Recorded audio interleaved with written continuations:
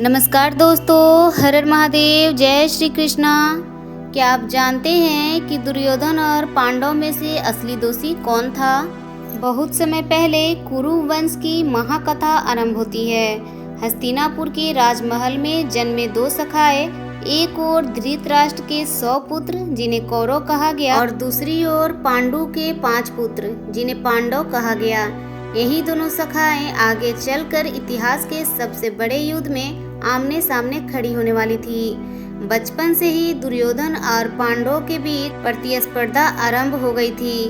खेलकूद से लेकर शिक्षा तक हर जगह यह द्वंद्व चलता रहा। भीम की शक्ति और अर्जुन की धनु विद्या देखकर दुर्योधन के मन में ईर्ष्या की ज्वाला और प्रचंड होती गई। गुरु द्रोण ने जब धनु विद्या की परीक्षा ली और अर्जुन को सर्वश्रेष्ठ घोषित किया, तभी से दुर्योधन को यह लगने लगा कि राज्य पर उसका अधिकार छीन रहा है। एक दिन दुर्योधन ने कपट से भीम को विष पिलाकर गंगा में फेंक दिया, परंतु भीम अमर रहे।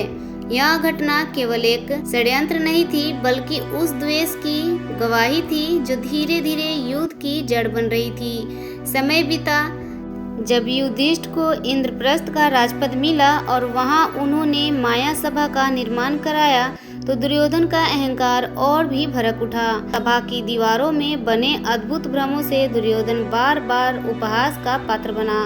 द्रौपदी ने भी हंसकर कहा, अंधे का बेटा अंधा ही होता है। यह वाक्य दुर्योधन के हृदय पर तीर की तरह लगा। उसने ठान लिया कि अब पांडवों को कभी सुख से नहीं रहने देगा। शकुनी की कपट नीति से दुर्योधन ने जुए का खेल रचाया। धर्मराज युधिष्ठिर, जो धर्म प्रिय थे परंतु जुए के मोह से बंधे थे, एक एक करके सब कुछ हार गए। राज्य, धन, भाई और यहाँ तक कि द्रौपदी को भी हार गए। सभा में द्रौपदी का चीरहरण हुआ। भीष्म, द्रोण, विदुर सब मौन रहे। यह मौन ही अधर्म की सबसे बड़ी भूमिका थी। दुर्योधन ने द्रौपदी को इशारा करके कहा, आओ इस दासी को मेरे जंघा पे बैठाओ।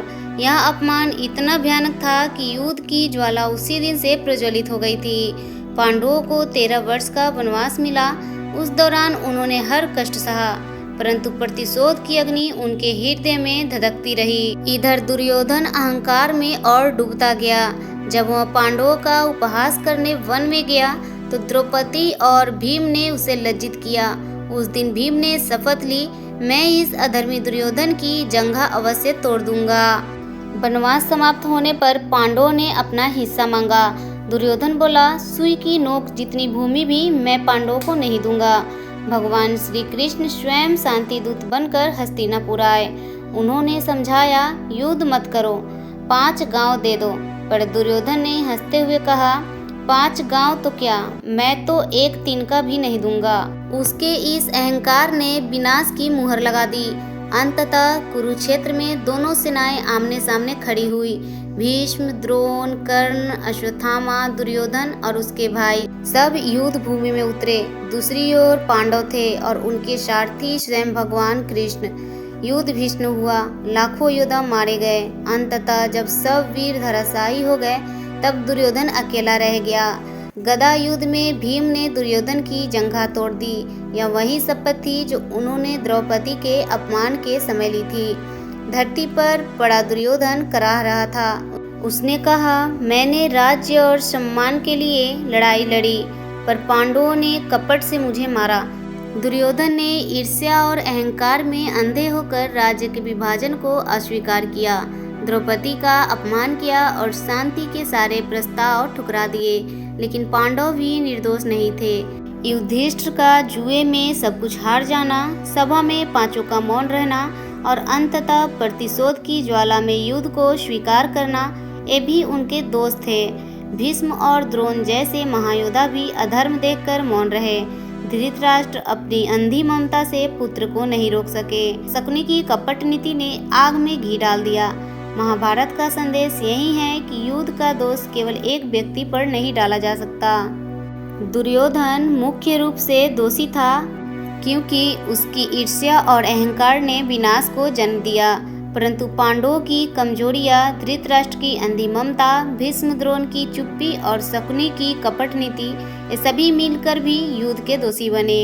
महाभारत हमें यह सिखाता है कि अधर्म करने वाला ही नहीं, अधर्म के सामने मौन रहने वाला भी दोषी होता है। तो दोस्तों, हमें भी जब क्रोध आए तो क्रोध पे नियंत्रण रखना चाहिए। तो दोस्तों, आज की वीडियो आपको कैसी लगी? अगर वीडियो अच्छी लगी हो तो वीडियो को लाइक, शेयर और चैनल पे पहली बार आए हैं तो चैनल को सब्सक्राइब जरूर कर ले। तो मिलते हैं अगले वीडियो में, तब तक के लिए धन्यवाद। हर हर महादेव, जय श्री कृष्ण।